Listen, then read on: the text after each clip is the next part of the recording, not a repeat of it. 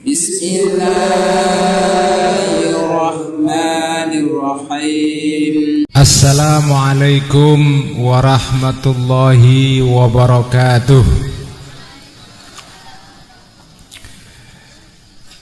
Bismillahirrahmanirrahim. Alhamdulillahi rabbil alamin. Wa bihi nasta'in ala umurid dunya waddin. Wassalatu wassalamu ala ashrafil mursalin Sayyidina wa habibina wa maulana wa qurrati a'yunina Muhammadin wa ala alihi wa ashabihi wa man tabi'ahum bi ihsanin ila yaumiddin. Amma ba'du. Para alim, para ulama, para kiai, para hadirin dan hadirat, para nahdiyin dan nahdiyat yang saya hormati. Pertama-tama mari kita panjatkan syukur kepada Allah Subhanahu wa ta'ala karena kita diberikan nikmat yang luar biasa besar, yaitu nikmatul iman, nikmat iman dan nikmat kesehatan, sehingga kita bisa menghadiri majlisul ilm. Bapak Ibu sekalian, saya merasa terhormat diundang di majelis ini karena ternyata orang-orang yang pernah hadir di sini adalah orang-orang istimewa. Saya bukan orang istimewa, tetapi saya hadir di majelis ini. Bapak Ibu sekalian, ketika saya masuk ke kawasan ini itu saya sebetulnya agak kurang percaya di sini ada pondok itu. Ini daerah pelosok sekali, ya. Jalannya juga tidak terlalu meyakinkan, Pak Bupati.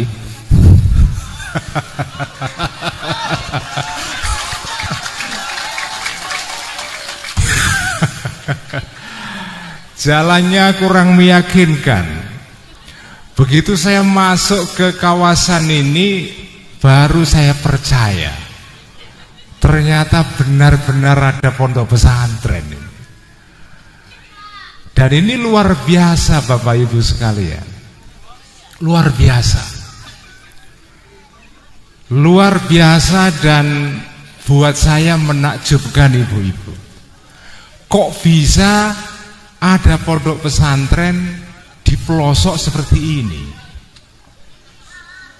Kok bisa ada tempat untuk mencari ilmu, mengajarkan jurumiyah, imriti, alfiyah di pelosok seperti ini? Kalau di negeri-negeri lain, Bapak Ibu sekalian, ini kan potongannya nggak pernah keluar negeri ini, udah kelihatan lah. Ini potongan-potongan nggak pernah keluar negeri. Saya keluar negeri itu berkali-kali itu. Kalau di negeri lain, tempat-tempat seperti ini yang mengajarkan jurumiyah, imriti, alfiyah, itu tempatnya di kota-kota besar, di Kairo, di Madinah, di Makkah, kalau dulu zaman Imam Syafi'i di Basrah, di Kufah, di Baghdad, di pusat-pusat peradaban. Itu diajarkan di sana kitab Alfiyah ini. Tetapi di Indonesia ini agak lain. Di Indonesia ini kebalikannya. Pesantren-pesantren yang mengajarkan ilmu-ilmu yang luar biasa ini, yang kitab-kitabnya ditulis oleh para ulama-ulama agung itu adanya bukan di ibu kota, tetapi justru di kampung, di pelosok seperti ini, di desa apa namanya ini? Hah? Ya itulah pokoknya ya, desanya itu ya. Nggak bakalan ada itu desa ini masuk di koran tuh, nggak ada itu. Ya. Kok bisa ada kitab luar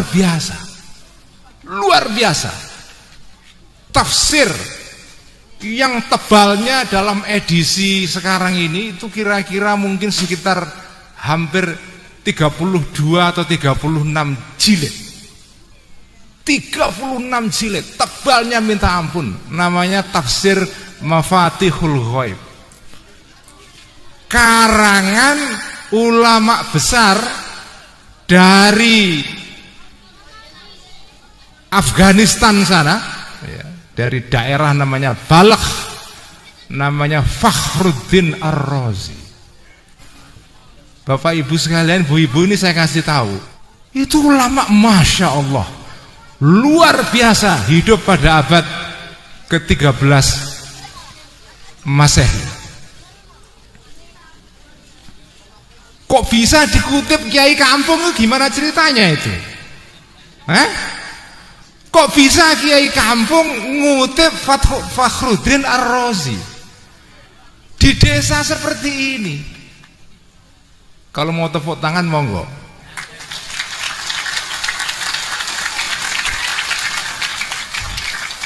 Ini soal tepuk tangan ya, ini ada cerita ya. Dulu ayah saya ini juga jelek-jelek kiai ya. Ayah saya itu ya, dulu itu wah keren, gualak sekali. Kiai gualak, pokoknya kiai yang secara konsisten menerapkan fikih. Gualak sekali. Sementara saya liberal sekali. Nah, jadi agak bertolak belakang itu. Ayah saya dulu itu mengharamkan tepuk tangan. Makanya tadi tepuk tangan, kiai kok ditepuk tangani itu piye ceritanya gitu ya. Ayah saya itu mengharamkan tepuk tangan itu. Kenapa? Karena dalilnya itu ada sebuah ayat dalam Al-Quran, wa ma kana sholatuhum indal baiti illa muka'an wa tasdiyatan. Ibadahnya orang Quraisy di samping Ka'bah di Masjidil Haram itu dulu ibadahnya orang jahiliyah itu tepuk tangan dan sweet-sweet di samping Ka'bah. Makanya nggak boleh tepuk tangan. Itu menurut fatwanya ayah saya. Tapi kalau di sini tidak haram insya Allah. Kok bisa kiai di kampung seperti ini ngutip tafsir yang luar biasa, karangan ulama besar Fakhruddin Ar-Razi. Ini luar biasa. Kalau kitab ini dikutip di IAIN itu, atau di UIN Jakarta, atau di Al-Azhar Kairo Mesir, itu bisa dimaklumi. Tetapi dikutip di sini ya. Itu gimana ceritanya? Bapak ibu sekalian, ilmu ini luar biasa. agama Islam itu adalah agama ilmu. Agama Islam itu agama ilmu. Dan ilmu dalam Islam itu dihargai luar biasa. Kata sahabat Ibnu Abbas, Abdullah Ibnu Abbas, beliau mengatakan, karena ilmu, orang yang semula budak, ketika dia menjadi orang alim, dia berubah dari budak menjadi raja. Orang yang semula budak, ketika dia punya ilmu, dia menjadi raja. Orang yang menjadi raja tetapi tidak memiliki ilmu, dia bisa berubah menjadi budak. Itu istimewanya ilmu. Kata Imam Syafi'i radhiyallahu an, panutan kita karena kita semua di sini adalah pengikut mazhab Syafi'i. Imam Syafi'i seperti dikutip oleh Imam Ghazali dalam kitab Ihya. Beliau mengatakan, talabul ilmi afdalu minan nawafil. Talabul ilmi afdalu minan nawafil. Mencari ilmu itu lebih baik daripada sholat atau puasa sunnah. Makanya kiai-kiai saya, Kiai Sahal Mahfuz yang dulu pernah menjadi Rais Am, pengurus besar Nahdlatul Ulama, Kiai Maimun Zubair, ayah saya sendiri, itu kalau ada santri kok puasa Senin Kemis, itu dimarahi. Kalau ada santri kok puasa Senin Kemis, sholat tahajud, itu dimarahi. Tugas santri itu bukan puasa Senin Kemis. Tugas santri itu belajar. Kamu kalau puasa Senin Kemis kemudian lemes dan kemudian malas belajar, itu tidak ada gunanya kamu puasa Senin Kemis. Kamu sholat tahajud, bangun malam-malam, tapi kemudian besoknya malas untuk ikut ngaji, itu juga tidak ada gunanya. Karena talabul ilmi afdalu minan nawafil.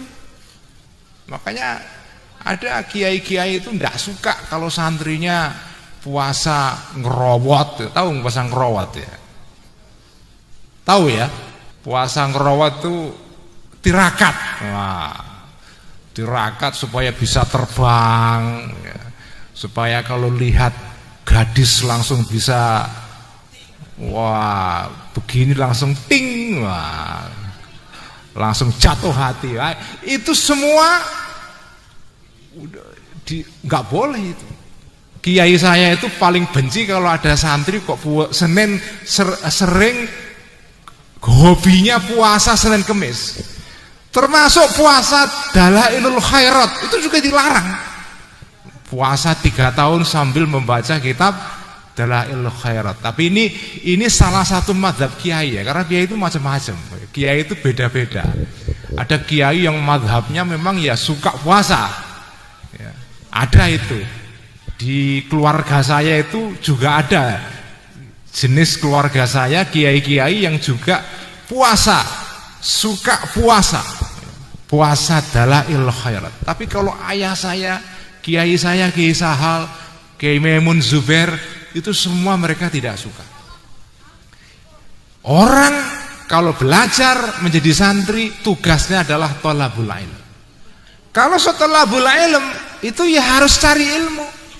Bukan puasa, bukan. Dan saya baru ketemu, ternyata itu dalilnya adalah tadi itu ucapan dari Imam Syafi'i, thalabul ilmi afdalu minan nawafil. Bapak Ibu sekalian, nah ini saya mau ceritakan, ulama-ulama Indonesia ini memang aneh. Beda dengan ulama-ulama di negeri lain, terutama di negeri-negeri Arab. Kalau di negeri lain, ulama-ulama itu, terutama ulama-ulama besar, itu umumnya mereka tinggalnya itu di kota-kota besar. Jarang ulama itu yang tinggal di kampung, itu jarang. Cobalah, sudah teliti semua. Imam Ghazali, ulama yang kitabnya dibaca di seluruh pesantren di dunia, kitab Ihya Ulumuddin. Imam Syafi'i, panutan kita, pendiri madhab Syafi'i. Imam Ibnu Malik, pengarang kitab Alfiyah Ibnu Malik. Imam Fakhruddin Ar-Razi tadi yang saya sebut. Imam Jalaluddin As-Suyuti yang ngarang kitab apa? Tafsir Jalalain. Ini semua dan ulama-ulama yang lain ribuan. Itu sebagian besar mereka hidupnya di kota-kota besar. Tapi kalau ulama Nusantara ini sebagian besar itu hidupnya itu di kampung-kampung. Itulah perbedaan ulama Arab dengan ulama Jawa. Ulama Arab itu hidupnya di kota-kota besar, tetapi ulama Jawa hidupnya di kampung-kampung dekat dengan masyarakat-masyarakat kecil.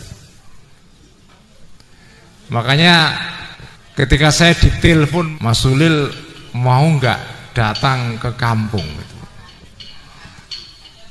Ngapain? Disuruh dakwah.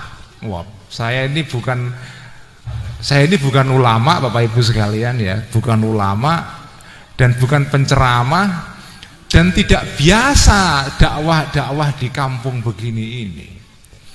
Tapi begitu saya ditelepon di WA untuk datang ke acara ini, semula saya agak ragu mengiyakan.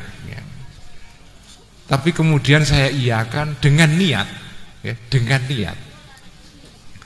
Karena saya ya kepingin mengikuti jejak langkah para ulama Nusantara memang. Ulama Nusantara itu memang kebanyakannya itu di kampung. Makanya Nahdlatul Ulama itu pengurus besarnya di Jakarta. Tetapi Rois Amnya itu sejak dulu ya di kampung. Hadratus Syekh Hasyim Asy'ari di kampung Tebireng. Mbah Wahab Hasbullah tinggalnya di kampung Tambak Beras. Setelah Kiai Wahab Hasbullah, Kiai Kiai Bisri Sansuri itu juga tinggal di kampung Denanyar. Setelah Kiai Bisri Sansuri, Kiai Ali Maksum. Nah ini kalau Kiai Ali Maksum ini agak kota sedikit, agak kota memang di Kerapiak Jogja. Tapi ini juga janjane itu ya desa di kampung itu. Setelah itu digantikan oleh Kiai Ilyas Ruhiyat di kampung namanya Tasikmalaya di Cipasung. Setelah itu Kiai Sahal Mahfud itu juga di kampung Kajen Pati Jawa Tengah. Jadi PBNU ini kantor besarnya di Jakarta, tapi kiai-kiai besarnya itu bukan di Jakarta. Malah yang di Jakarta itu kiai-kiai kecil itu, atau malah kiai jadi-jadian. Kebanyakan begitu. Kebanyakan kiai-kiai Jakarta itu ya begitulah. Yang lain-lain itu kiai-kiai kecil.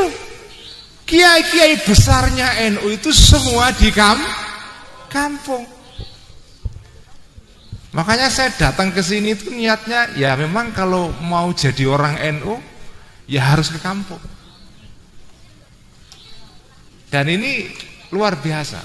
Dulu ada cerita Mbah Hasyim Asy'ari, Hadratus Syekh pendiri NU. Hadratus Syekh Hasyim Asy'ari itu punya tradisi. Kalau santrinya tamat boyongan, itu diantar ke kampungnya. Diantar itu.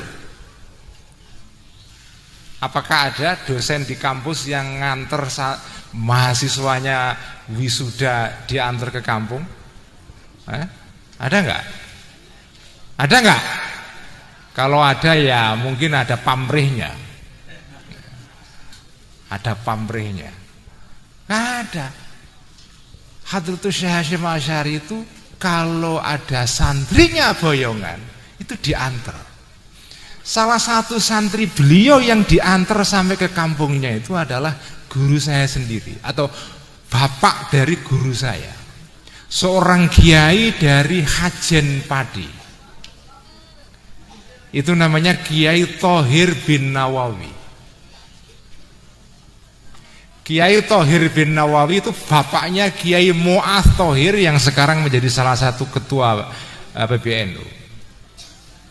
Nah, Kiai Thohir Nawawi ini kiai dari Hajen, mondok di Tebuireng lama. Ketika pulang diantar oleh Kiai Hasyim, disangoni, apa tahu disangoni itu? Ya disangoni, ya. Bukan disangoni uang, ya, bukan disangoni kitab Bukhari. Karena Mbah Hasyim ini dikenal sebagai ulama ahli hadis. Pulang disangoni kitab Bukhari. Diantar oleh Kiai Hasyim Asy'ari sampai ke Kajen. Luar biasa. Kiai itu begitu itu terhadap santrinya itu. Nah, ketika sampai ke Kajen ketemu dengan Kiai Nawawi. Ini kiai besar dari Kajen. Ketika sampai di Kajen, kemudian lihat Kiai Nawawi ini, kiai besar ini, hafid, kiai besar, alim sekali. Ketika Kiai Hasyim sampai ke dalamnya Kiai Nawawi, melihat Kiai Nawawi ini ngajar anak-anak turutan. Tahu turutan ya? Sekarang udah nggak kenal anak-anak generasi Z turutan itu ya. Turutan itu ngaji Quran juz amma itu loh. Turutan kan ya? Dulu Qaidah Baghdadiyah itu. Ya. Sekarang sudah namanya Iqra, apa? Qiraati. Ya, lain lagi sekarang. Apa? Alif-alifan, ya, alif bata itu ya. Tapi kemudian diteruskan dengan ngaji juz amma. Itu Kiai Nawawi itu ngajar juz amma kepada anak-anak kampung kecil-kecil.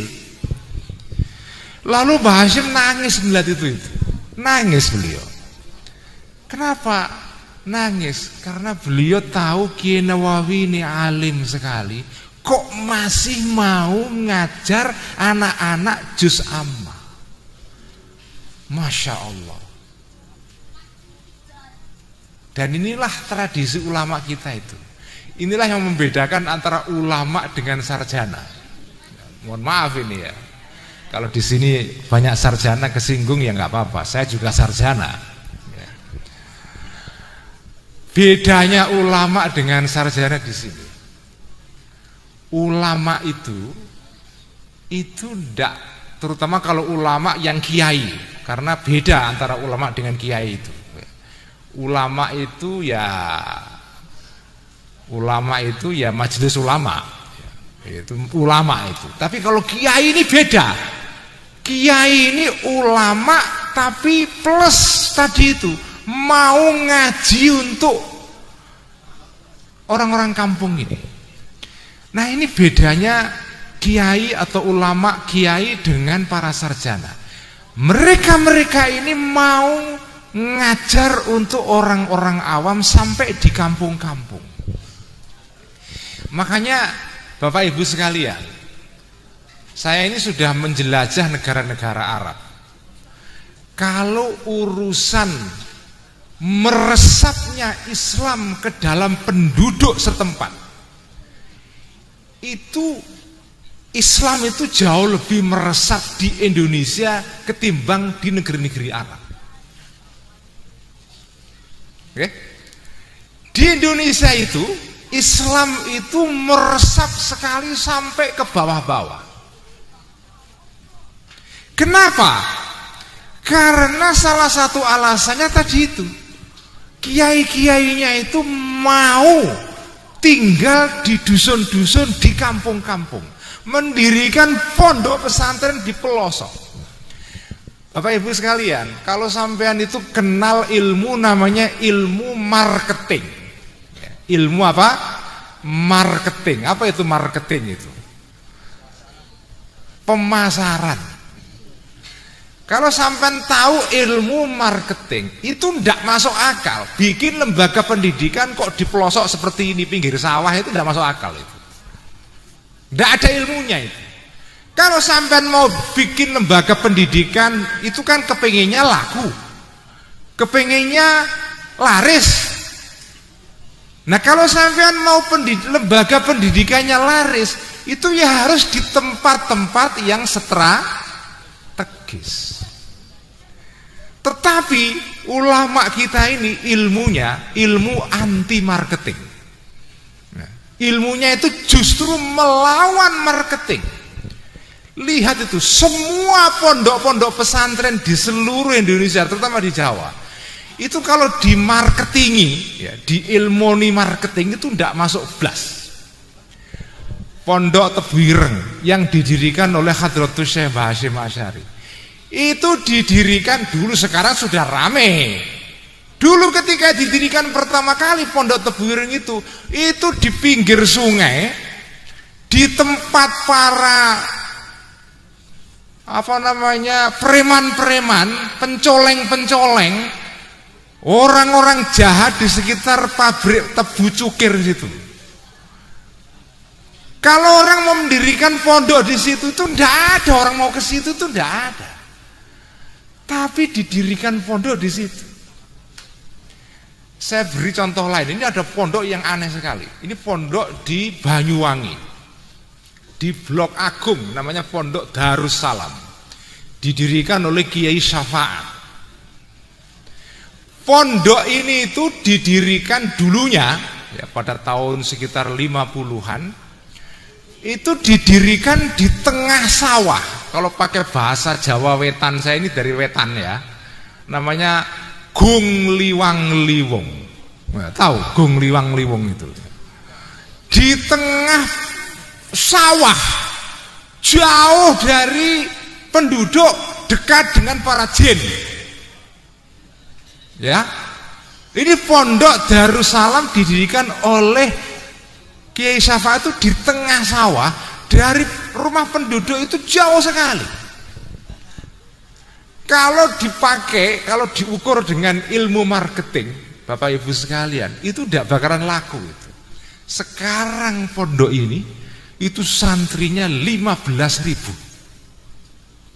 15.000. Jadi hampir semua pondok-pondok kita itu didirikan dengan ilmu yang justru tidak marketing, melawan ilmu marketing, tetapi justru laku. Marketingnya itu marketing Gusti Allah, bukan marketing manusia. Makanya nggak masuk akal. Tetapi karena ini marketingnya Gusti Allah, kalau ada pondok kok santrinya banyak, itu yang membawa santri-santri ke tempat itu ya Gusti Allah. Makanya pondok ini bagi saya udahlah luar biasa. Tidak ada lembaga pendidikan seperti pondok pesantren dengan jumlah yang sebanyak ini. Sekarang ini jumlah pondok pesantren di lingkungan Nahdlatul Ulama yang diikat dengan organisasi namanya Rabitatul Ma'ahid Al-Islamiyah itu sekitar 27.000 pondok. 27.000 pondok. Banyak sekali, ada yang besar, ada yang kecil, luar biasa. Tersebar di seluruh Indonesia meskipun konsentrasinya kebanyakan di Jawa. Tidak ada di negeri manapun institusi pendidikan seperti pondok pesantren dengan persebaran sebanyak ini seperti di Indonesia. Tidak ada. Hanya ada di sini. Dan ini semua berkat usaha para kiai-kiai ini luar biasa. Makanya kita harus bersyukur ya. Harus bersyukur dengan atau terhadap pondok-pondok pesantren ini, karena pondok pesantren ini menghidupkan pengetahuan, ilmu, dan ini yang paling penting, murah sekali. Murah sekali. Tetapi lihat ilmu yang diajarkan di pondok pesantren ini, Masya Allah. Masya Allah, ilmu Alfiyah Ibnu Malik itu luar biasa. Luar biasa. Kitab-kitab yang diajarkan di pondok pesantren itu juga luar biasa. Dan yang mengagumkan adanya di kampung-kampung. Sehingga pondok-pondok pesantren ini bisa menyebarkan ajaran Islam sampai ke tingkat yang paling bawah.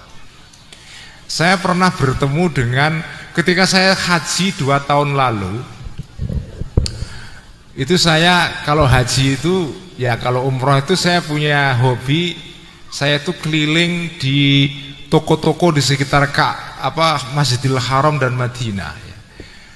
Bukan untuk belanja ya, kadang-kadang belanja ya karena haji itu kalau nggak belanja atau umroh tidak belanja itu kurang lengkap, tidak memenuhi syarat dan rukunnya. Itu sekarang begitu ya. Nah, saya itu sering berkeliling ke toko-toko di sekitar Masjidil Haram di Madinah ya. Begitu orang-orang itu tahu saya orang Indonesia, langsung komentarnya spontan itu. Semuanya hampir sama. Orang Indonesia itu Masya Allah, afdolun nasi akhlaqan fil alam. Orang yang paling baik akhlaknya seluruh dunia. Dan itu jujur dikatakan begitu. Jadi yang membuat bangsa lain terkesan dengan orang dan rakyat Indonesia kalau haji itu bukan karena ya memang orang Indonesia itu dikenal suka belanja ya, itu dikenal itu suka belanja, dan kalau nawar itu rewel. Nah, itu orang Indonesia. Tapi tetap ketipu ya. Sudah nawar rewel itu masih ketipu ya. Itu orang Indonesia. Makanya orang Arab tuh seneng kalau ada orang Indonesia pergi ke pasar itu, karena pasti ya walaupun rewel-rewel ya, terutama ibu-ibu ini kalau belanja kan rewel sekali itu ngenyangnya itu loh ya. Ngenyangnya itu rewel tapi tetap ketipu. Artinya ya harganya masih tinggi juga ya. Karena kalau sampai ngenyang di toko-toko Arab itu ada rumusnya ya. Kalau mereka ngasih harga kok 100, itu nawarnya harus 1/10-nya. Jadi kalau nawarin 100 itu nawarnya harus 10. Nah baru nanti pelan-pelan naik. Tapi itu pun masih ketipu. Nah itu kalau orang Indonesia itu. Nah saya suka keliling-keliling dan saya menanyakan itu. Selalu orang Arab itu terkesan dengan akhlaknya orang Indonesia. Nah kenapa orang Indonesia ini kok akhlaknya membuat orang terkesan ya, orang lain di dunia lain terkesan ini? Padahal kalau saya lihat itu ya biasa saja ini ya. Ini kan ya orang-orang kayak gini ini kan akhlaknya ya bagus pastilah ya. Tapi ya bagi saya tidak istimewa sekali ya. Akhlaknya biasa-biasa saja. Tapi buat orang lain saudara-saudara, jenengan ini kalau pergi ke Mekah itu, orang Mekah sana itu terkesan dengan dapurnya orang-orang ini tuh terkesan itu ya. Terkesan sekali karena bagi mereka orang Indonesia ini luar biasa. Nah kalau saya pikir-pikir kenapa orang Indonesia ini kok akhlaknya luar biasa ini, menurut saya salah satunya karena kiai-kiai kita, ulama-ulama kita itu mengajarkan ilmu-ilmu Islam sampai ke kampung-kampung. Makanya ada kiai kita namanya Kiai Soleh Darat. Oke? Kenal Kiai Soleh Darat? Kiai Soleh Darat ini kiai yang satu generasi dengan Kiai Nawawi Banten. Hidupnya di akhir abad 19, 1800-an, 1900. Kiai Soleh Darat ini kiai yang luar biasa. Beliau ini gurunya Raden Ajeng Kartini dalam belajar Quran. Itu Kiai Soleh Darat. Jarang yang tahu kan? Raden Ajeng Kartini itu kalau di sekolah-sekolah, di buku-buku sejarah itu dikenalkan dengan bukunya Habis Gelap Terbitlah Terang. Taunya begitu. Padahal ada sejarah lain. Raden Ajeng Kartini itu dulu belajar Quran di pendopo. Sampai sekarang pendoponya masih asli seperti dulu. Disitulah Kiai Soleh Darat mengajarkan Quran.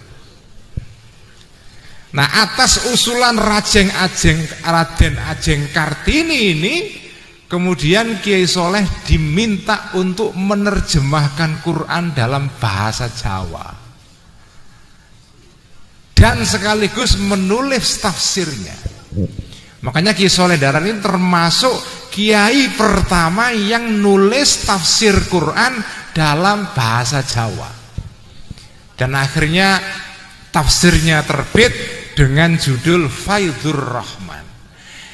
Ini kiai-kiai kita ini, ya, walaupun tidak ada yang membayari, tidak ada yang memberikan honor, mereka ini mau bersusah payah menerjemahkan kitab-kitab bahasa Arab ini untuk orang-orang kampung.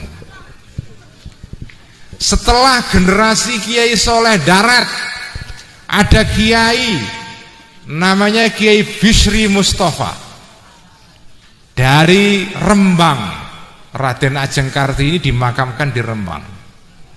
Di Rembang ada seorang kiai namanya Kiai Bisri Mustafa. Bapaknya Gus Mus, Kiai Mustafa Bisri. Kiai Bisri Mustafa ini juga ngarang tafsir dalam bahasa Jawa, Al-Ibris, ya, Al-Ibris, dan kitab-kitab yang lain dalam bahasa Jawa. Ini semua kenapa dilakukan oleh kiai-kiai kita ini? Karena mereka ingin ajaran Islam itu tidak hanya menjadi ilmu yang hanya dipelajari orang-orang di pondok saja, atau yang punya kesempatan untuk mondok seperti santri-santri di sini. Orang-orang kampung yang tidak punya kesempatan mondok, itulah yang difikirkan oleh kiai-kiai ini. Makanya kiai-kiai ini nulis kitab-kitab dulu dalam bahasa Jawa untuk memudahkan orang-orang kampung ini memahami ajaran Islam.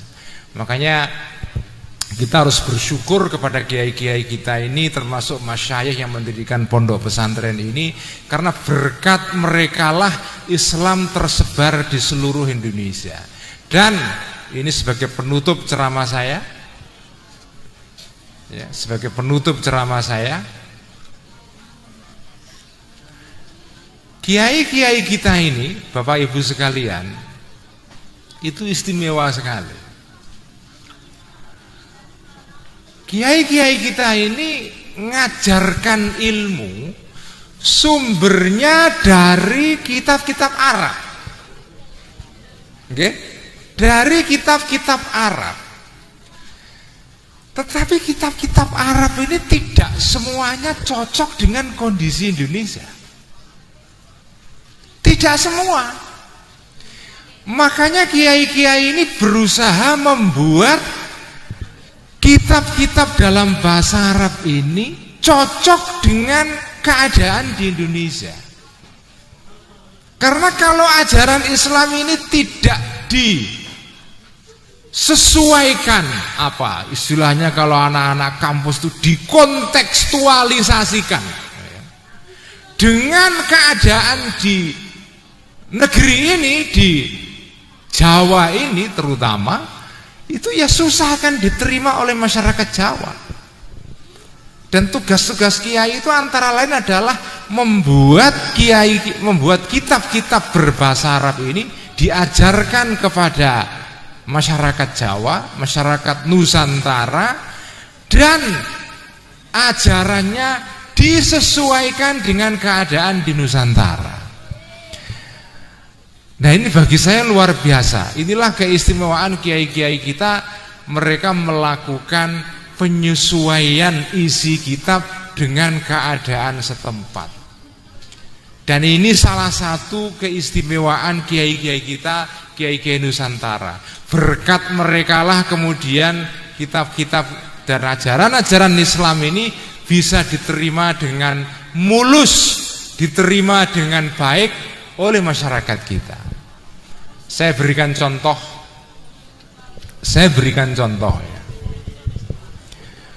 Sampean boleh protes saya, tapi saya nggak peduli ya.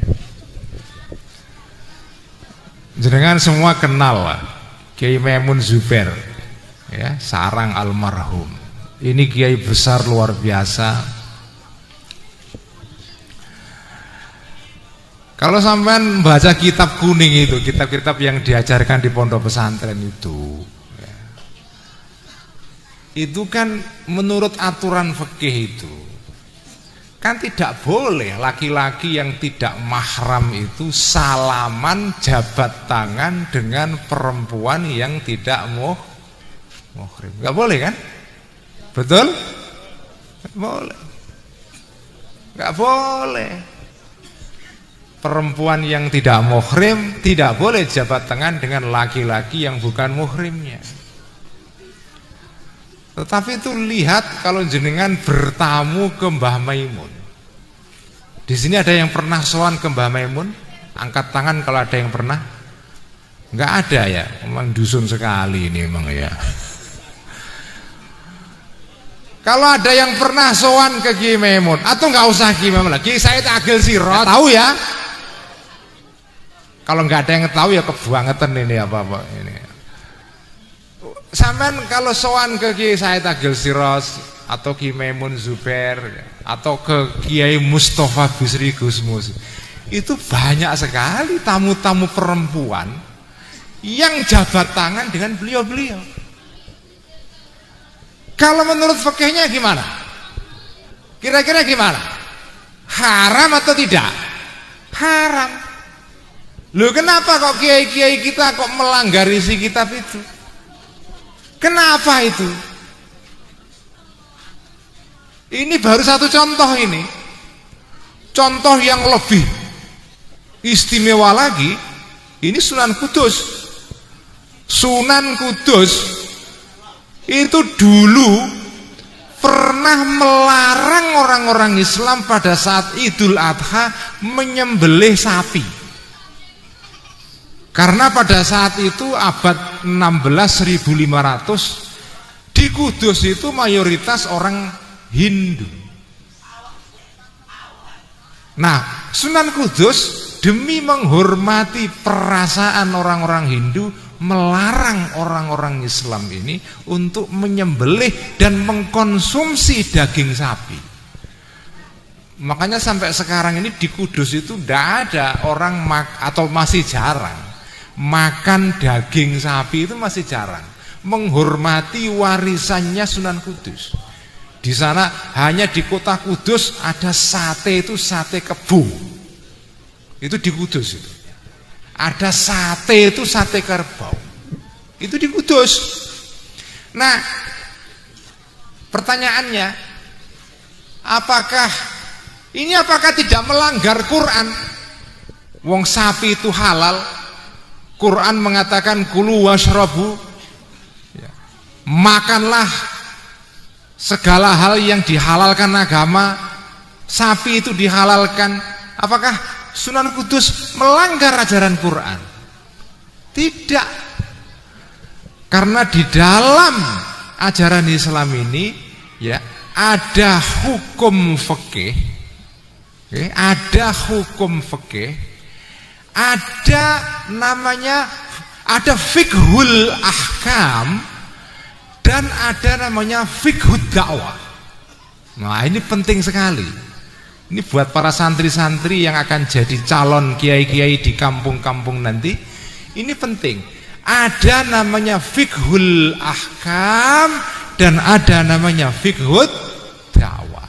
Fiqhul ahkam artinya adalah fikih tentang hukum-hukum.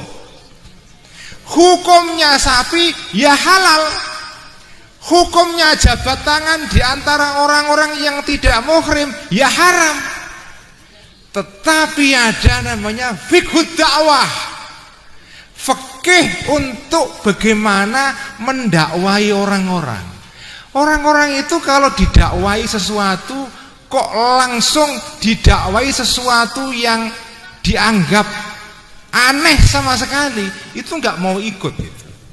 Kalau Sunan Kudus ketika itu langsung membolehkan orang Islam untuk menyembelih sapi, itu mungkin orang-orang Kudus akan sakit hati. Dan kemudian akibatnya mereka tidak akan masuk Islam. Demi untuk fiqhud dakwah, maka hukum ini sementara ditunda dulu pelaksanaannya sampai keadaan memungkinkan. Dan inilah salah satu hikmah namanya waman yu'tal hikmata faqad utiya khairan katsira. Barang siapa diberikan hikmah oleh Allah Subhanahu wa taala, maka dia mendapatkan hikmah yang besar. Salah satu hikmah ini adalah hikmah di dalam fiqh dakwah. Kalau kiai-kiai kita ini prinsipnya yang halal ya halal, yang haram ya haram, harus ditegakkan dalam masyarakat. Habis itu. Orang Jawa mungkin akan pertama-tama dulu akan menolak Islam. Tetapi para wali-wali songo dulu mereka menggunakan namanya fiqhud dakwah. Menggunakan apa?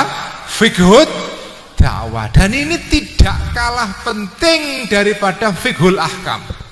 Malah kadang-kadang fiqhud dakwah lebih penting daripada fiqhul ahkam. Kalau sampean terjun di masyarakat dakwah, maka sampean harus mengedepankan fiqhud dakwah ini. Fiqhul ahkam penting, tetapi fiqhud dakwah jauh lebih penting, karena itulah yang nanti akan membawa pelan-pelan masyarakat masuk ke dalam agama Islam. Dan ini berkat hikmahnya para ulama Nusantara ini, kemudian Masya Allah, ibu-ibu sekalian, bapak-bapak ya, dulu tahun 80-an ketika saya masih sekolah aliyah itu, jenengan kok kalau naik bis antar kota Cirebon Semarang, kok pakai sarung atau pakai peci, apalagi masuk toko, apalagi masuk mall, pakai sarung itu malu itu. Tahun 70-an, tahun 80-an itu bahkan perempuan pakai jilbab pun itu malu. Sekarang ini mau pakai sarung pergi ke mall itu sudah biasa itu.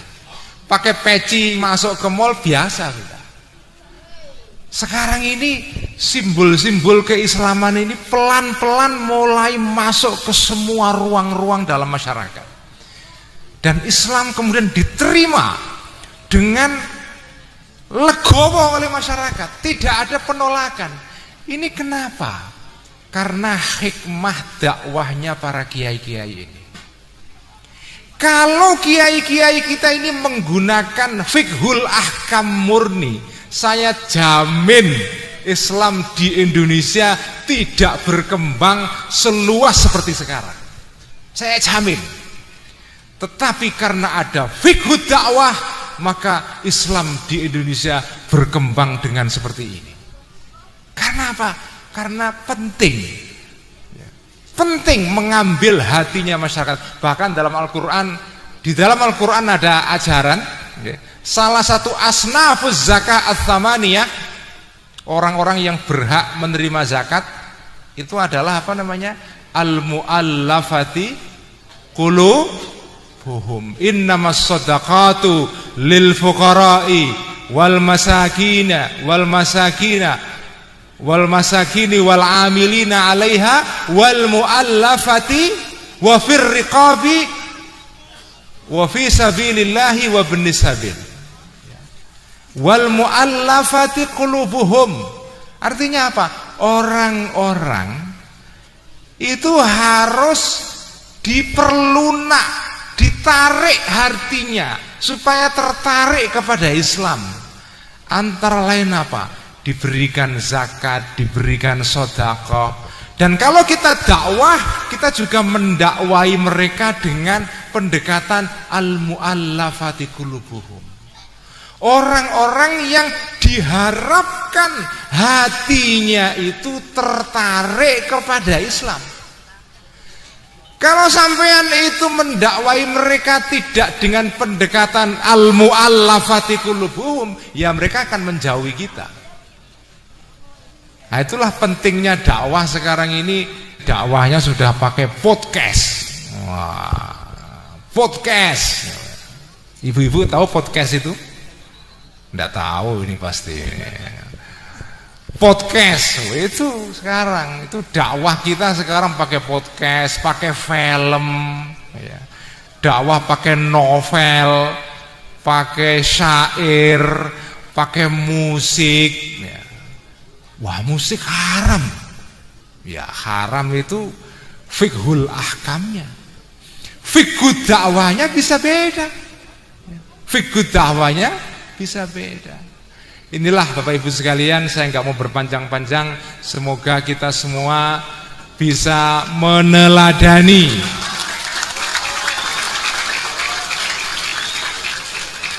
semua kita. Saya ditepuk tangan ini disuruh berhenti ya. Ya udah, saya akan berhenti sebentar lagi ya. Semoga kita ini bisa meneladani masyayikh, makin menyebarkan agama Islam yang rahmatan lil alamin. Sekian, mohon maaf jika ada kekurangan khilafan. Semoga yang hadir semua diberikan kesehatan, kemurahan rizki. Yang masih jomblo segera mendapatkan hidayah ya. Kalau yang laki-laki dapat hidayah ya. Kalau yang perempuan mendapatkan al-hadi ya. Semoga kita semua diberkahi hidupnya Allah Subhanahu wa taala. Al-Fatihah. A'udzubillahi minasyaitonir rajim. Bismillahirrahmanirrahim. Alhamdulillahirabbil alamin arrahmanir rahim maliki yaumiddin iyyaka na'budu wa iyyaka nasta'in ihdinas siratal mustaqim siratal ladzina an'amta 'alaihim ghairil maghdubi 'alaihim waladdallin amin. Bismillahirrahmanirrahim. Alhamdulillahirabbil alamin hamdan na'imin hamdan syakirin hamdan yuwafi ni'amahu wa yukafi mazidah. Ya Rabbana lakal hamdu kama yanbaghi li jalali wajhikal karim wa 'azimi sultanik. Allahumma salli wa sallim ala sayyidina Muhammadin al-Fatih lima ughliq wal khatim lima sabaq nasiril haqqi bil haqqi wal hadi ila siratikal mustaqim. Allahumma salli salatan daimatan.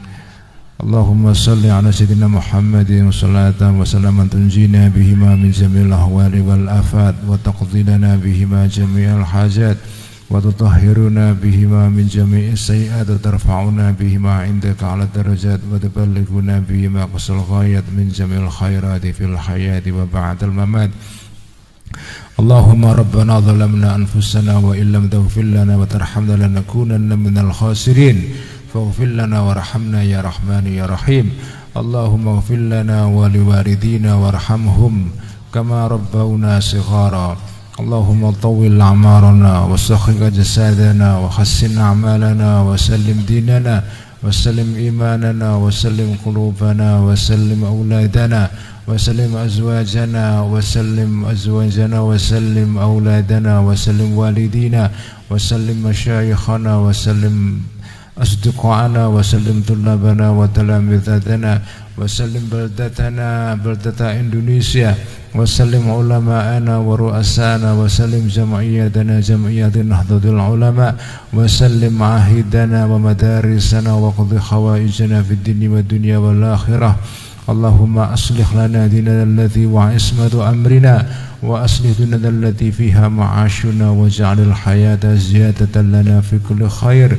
اللهم لا تدع لنا في مجلسنا هذا ذنبا إلا غفرته ولا هما إلا فرجته ولا عيبا إلا سترته ولا جاهلا إلا علمته ولا فقيرا إلا أغنيته ولا صغيرا إلا رحمته ولا صبيا إلا علمته ولا حاجة من حوائج الدنيا والآخرة إلا قضيتها ويسرتها يا أرحم الراحمين. اللهم ادفع عنا البلاء والوباء والشدائد والمحن ما ظهر منها وما بطن من بلدنا هذا خاصة ومن بلدان المسلمين عامة.